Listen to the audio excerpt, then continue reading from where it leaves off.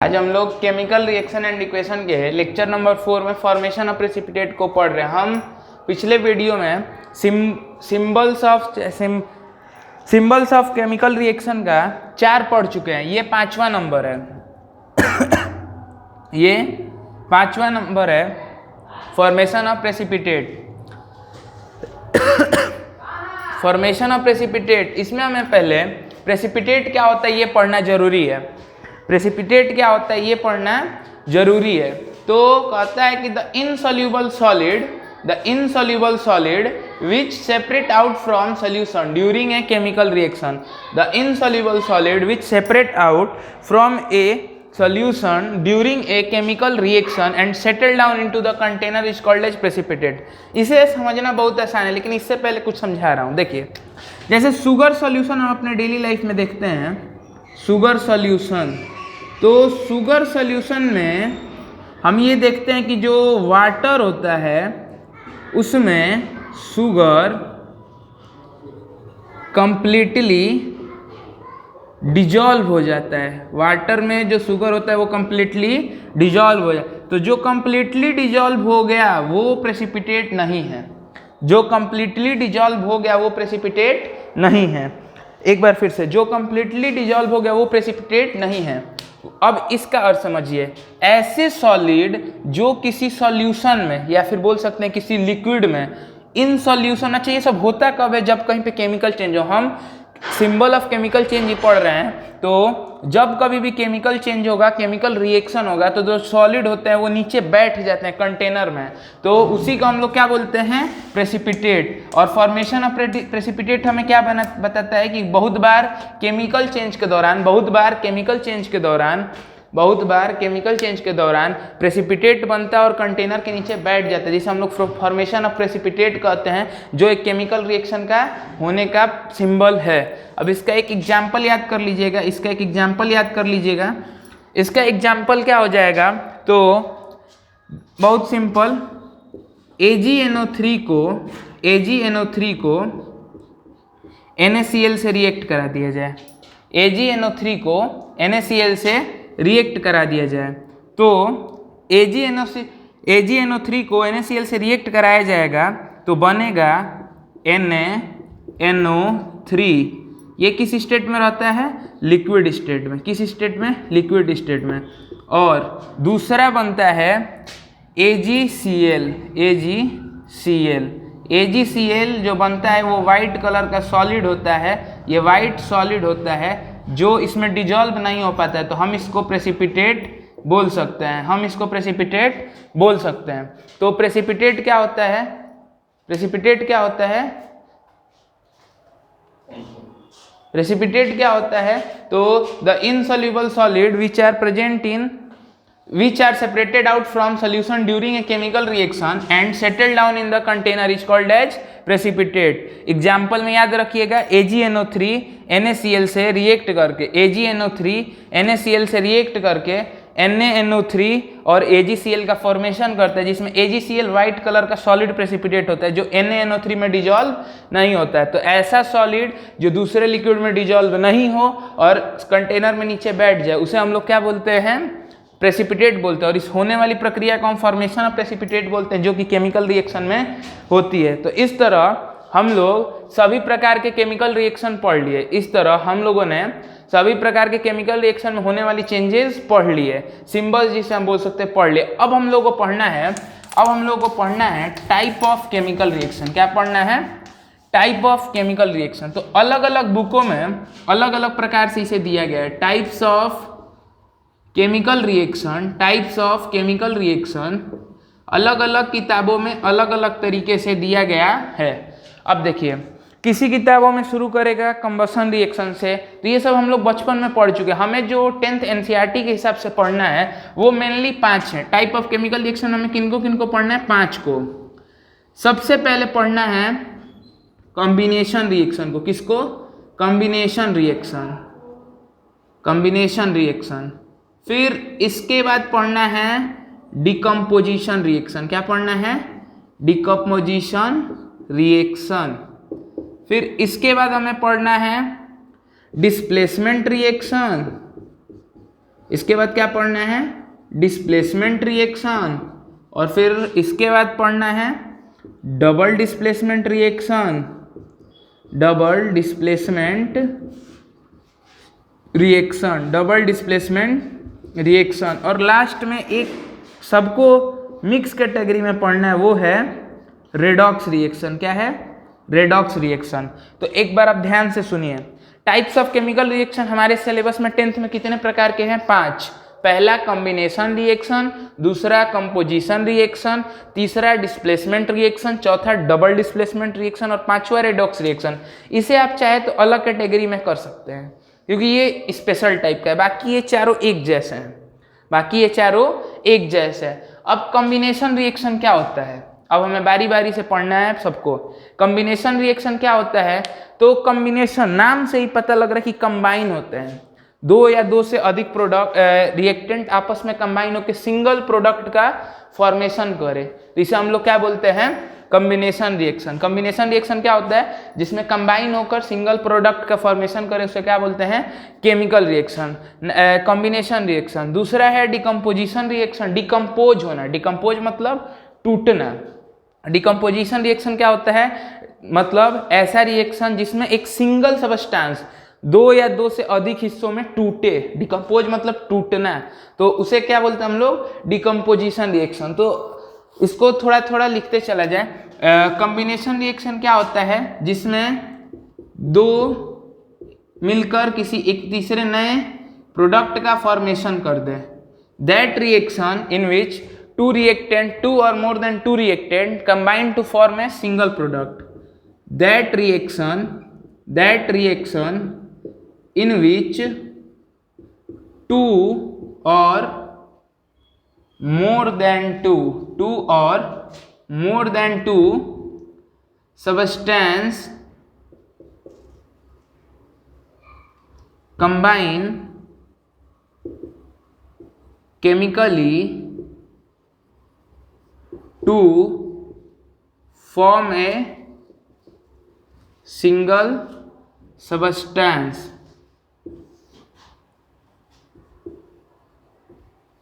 called as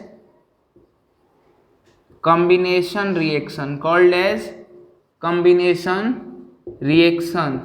जो हमने शुरू में इतना हिंदी में बोला बस उसी को इंग्लिश में हमने किया है, बाकी सबको इरेज करते बारी बारी सभी को पढ़ा जाएगा। कॉम्बिनेशन रिएक्शन क्या होता है, तो जिसमें दो या फिर इस तरह भी हो सकता है, दो से अधिक भी A+B+C मिलके D का फॉर्मेशन करे, तो ये कुछ भी हो सकता है। तो ऐसा रिएक्शन जिसमें दो या दो से अधिक सबस्टेंस मिलकर एक सिंगल सबस्टेंस का फॉर्मेशन करे, इसे हम लोग क्या बोलते हैं, कॉम्बिनेशन रिएक्शन। कॉम्बिनेशन रिएक्शन नाम से ही पता लग रहा है कंबाइन होगा, इसमें क्या होगा, कंबाइन होगा। अब कंबाइन का मतलब क्या होता है, जुड़ना, जुड़ेंगे। देखिए यहाँ 3 मिलके एक का फॉर्मेशन कर रहा है, ये क्या है, कॉम्बिनेशन रिएक्शन। अब इसका एग्जाम्पल देखते हैं, जैसे कार्बन और ऑक्सीजन मिलके क्या बनाते हैं, कार्बन डाइऑक्साइड। H2 और O2 मिलके क्या बनाते हैं, H2O। ये हमें क्या दिखा रहा है, दो मिल रहा है और तीसरा जो प्रोडक्ट मिल रहा है वो सिंगल मिल रहा है। यहाँ पर भी दो एलिमेंट आपस में मिल रहा है और तीसरा सिंगल प्रोडक्ट बन रहा है। तो ऐसा रिएक्शन जिसमें दो या दो से अधिक सबस्टेंस आपस में केमिकली कंबाइन होकर सिंगल सबस्टेंस का फॉर्मेशन करे, उसे हम लोग क्या बोलते हैं, combination reaction. That reaction in which two or more than two substances combine chemically to form a single substance called as combination reaction. That reaction in which two or more than two substances combine chemically to form a single substance called as chemical reaction. मतलब दो या दो से अधिक substance आपस में मिलकर एक सिंगल प्रोडक्ट का फॉर्मेशन करे, जिसे हम लोग क्या बोलते हैं, केमिकल रिएक्शन। याद रखने के लिए आप इसे इन दो लाइन को याद रखिएगा कि A+B मिलके C बनाए, कहीं इस फॉर्म में रिएक्शन दिखे, या फिर A+B+C मिलके D बनाए, तो ये दोनों किस फॉर्म होता है, कॉम्बिनेशन रिएक्शन। ये किसका फॉर्म है, कॉम्बिनेशन रिएक्शन। ये एग्जाम में बहुत सवाल ऐसे भी आ सकता है कि रिएक्शन देके आपसे पूछेगा, बताइए केमिकल कौन सा रिएक्शन है, कॉम्बिनेशन रिएक्शन के डिकम्पोज रिएक्शन। तो आप उसको कैसे याद रखेंगे, इस तरह A+B जब मिलके C का फॉर्मेशन करे या A+B+C मिलके D का फॉर्मेशन करे, जिसे हम लोग क्या बोलते हैं, कॉम्बिनेशन रिएक्शन। तो कॉम्बिनेशन रिएक्शन तो अब इतना ही बुक में भी होगा, बुक में भी एग्जाम्पल देखिएगा, एनसीईआरटी में ऐसे छोटे छोटे एग्जाम्पल ही हैं जो एग्जाम में भी आते हैं। अब कॉम्बिनेशन रिएक्शन के बाद दूसरा रिएक्शन था डिकम्पोजिशन रिएक्शन। कॉम्बिनेशन रिएक्शन के बाद दूसरा रिएक्शन था डिकम्पोजिशन रिएक्शन। डिकम्पोजिशन रिएक्शन पहला था कॉम्बिनेशन रिएक्शन, अब था डिकम्पोजिशन रिएक्शन। दूसरा रिएक्शन क्या था? Decomposition reaction. तो अब हम लोग पढ़ा जाए डिकम्पोजिशन रिएक्शन क्या होता है। डिकम्पोजिशन रिएक्शन क्या होता है? नाम से ही पता लग रहा है, डिकम्पोज होना मतलब टूटना। डिकम्पोज होना मतलब टूटना। तो दैट रिएक्शन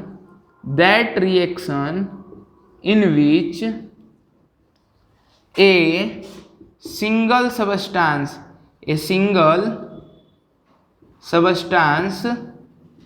टूटता है, एक सिंगल सबस्टांस टूटता है तो break down into two or more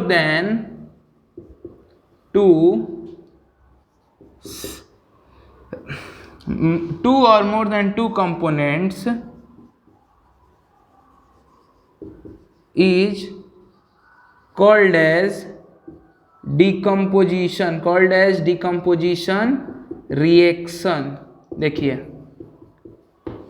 जो डिकम्पोजिशन रिएक्शन होता है, ऐसा रिएक्शन जिसमें एक सिंगल सबस्टांस दो या दो से अधिक हिस्सों में टूटता है, इसे हम लोग क्या बोलते हैं? Decomposition reaction. ऐसा रिएक्शन जिसमें एक सिंगल सबस्टांस टूटता है दो या दो से अधिक कंपोनेंट्स मतलब हिस्सों में, उसे क्या बोलते हैं हम लोग? Decomposition reaction. एग्जाम्पल के लिए देखा जाए AgCl को सनलाइट के एक्सपोजर में करने पर ये Ag और Cl में ब्रेक करता है। AgCl सनलाइट के कांटेक्ट में आने पर, सनलाइट में एक्सपोज करने पर Ag और Cl में ब्रेक करता है। तो ये भी क्या हो रहा है? देखिए एक सिंगल प्रोडक्ट है, वो दो छोटे छोटे अपने कंपोनेंट में टूट रहा है, तो सिंगल प्रोडक्ट क्या हो रहा है? ब्रेक डाउन कर रहा है। क्या कर रहा है? ब्रेक डाउन कर रहा है। सिंगल प्रोडक्ट क्या कर रहा है? ब्रेक डाउन कर रहा है। उसे क्या बोलते हैं हम लोग? Decomposition reaction. तो इसको यदि हमें आइडेंटिफाई करने के लिए स्टेटमेंट के तौर पे याद करना पड़े तो इसका स्टेटमेंट आप कैसे याद रख सकते हैं कि कोई ए होता है वो दो या दो से अधिक मतलब बी प्लस सी में टूटेगा, हो सकता है A B plus C plus D में भी टूटे, कोई दिक्कत? फिर से और भी याद रख सकते हैं आप, H2O को इलेक्ट्रिसिटी पास करने पर, इलेक्ट्रोलाइसिस कराने पर H2 और O2 में ब्रेक करता है। H2O इलेक्ट्रोलाइसिस कराने पर H2 और O2 में ब्रेक करता है। तो एक सिंगल प्रोडक्ट दो या दो से अधिक में ब्रेक करे तो उसे हम लोग क्या बोलते हैं? Decomposition reaction. क्या बोलते हैं? Decomposition reaction. अब डिकम्पोजिशन रिएक्शन कराने के लिए हमें किसी ना किसी एनर्जी, किसी ना किसी फॉर्म में एनर्जी चाहिए। जैसे यहाँ पे सनलाइट, तो इसको क्या है? ये सनलाइट को हम लोग क्या बोलते हैं? Photo decomposition. डिकम्पोजिशन रिएक्शन अब है तो नहीं इतना सिलेबस में, लेकिन बुक में बहुत प्रकार का दिया होगा, जैसे फोटो डिकम्पोजिशन,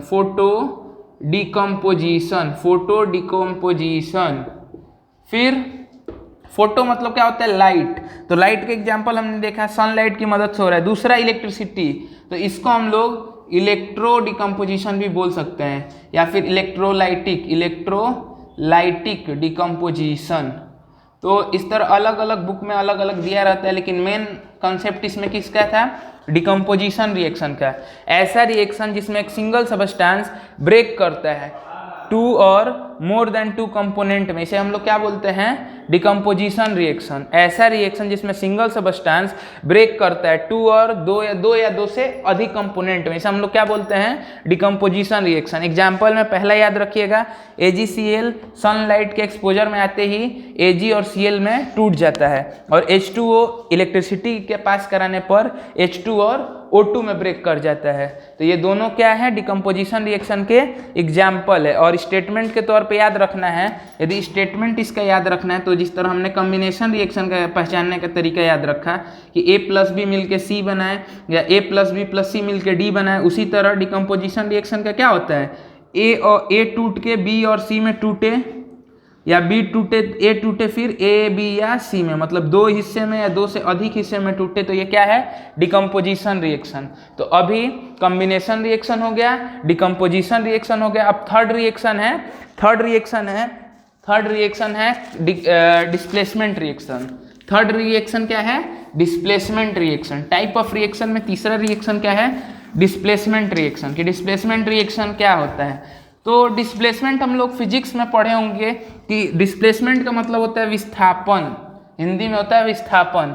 उसी तरह केमिस्ट्री में डिस्प्लेसमेंट रिएक्शन का मतलब क्या होता है, डिस्प्लेसमेंट रिएक्शन का मतलब क्या होता है, आप सुनिए। डिस्प्लेसमेंट रिएक्शन, तो कभी कभी पहले इसका स्टेटमेंट देखा जाए तब इसका लिखने में हमको आसानी होगा। स्टेटमेंट कहता है कि जैसे ए है, ये कोई BC एलिमेंट है, दोनों आपस में रिएक्ट किए हैं, तो ए बी को डिस्प्लेस कर दिया और AC का फॉर्मेशन हो गया और बी क्या हो जाता है, अलग होता है। मतलब एक एलिमेंट किसी दूसरे एलिमेंट को डिस्प्लेस किया। अब कब ये पॉसिबल है, सबसे पहले कंडीशन सुनिए, ये कब पॉसिबल है, इसका कंडीशन क्या होगा। कंडीशन इसका यही है, if A is more reactive than B। ये रिएक्शन तभी हो सकता है, ऐसा कभी हमको रिएक्शन देखने का मिल रहा है, इसका तात्पर्य क्या है कि जो A है वो B की तुलना में ज़्यादा रिएक्टिव है। यह हमें क्या बता रहा है कि A जो है B की तुलना में ज़्यादा रिएक्टिव है। स्टेटमेंट से हमें क्या समझ में आ रहा है कि A है वो BC कंपाउंड में से B को डिस्प्लेस करके उसका जगह ले लिया, रिप्लेस कर दिया B को, और AC का फॉर्मेशन कर दिया और B अब अकेले हो गया। और ये ऐसा तभी हो सकता है A जब B को डिस्प्लेस करे, तो हम ये बोल सकते हैं कि जो A है वो ज़्यादा रिएक्टिव है B से। तो अब इसका प्रॉपर डिफिनेशन क्या बनेगा, एक ऐसा केमिकल रिएक्शन जिसमें एक हाइयर रिएक्टिव एलिमेंट एक लोअर रिएक्टिव एलिमेंट को उसके कंपाउंड से डिस्प्लेस करता है, उसे हम लोग क्या बोलते हैं, डिस्प्लेसमेंट रिएक्शन। दैट रिएक्शन, अब इसको थोड़ा लिखा जाए, that reaction in which higher reactive element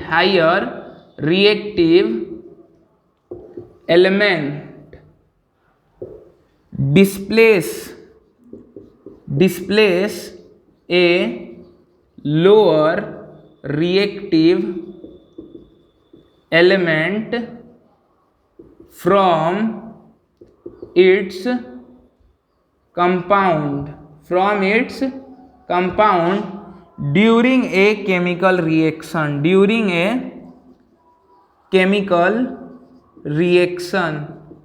is called as displacement reaction।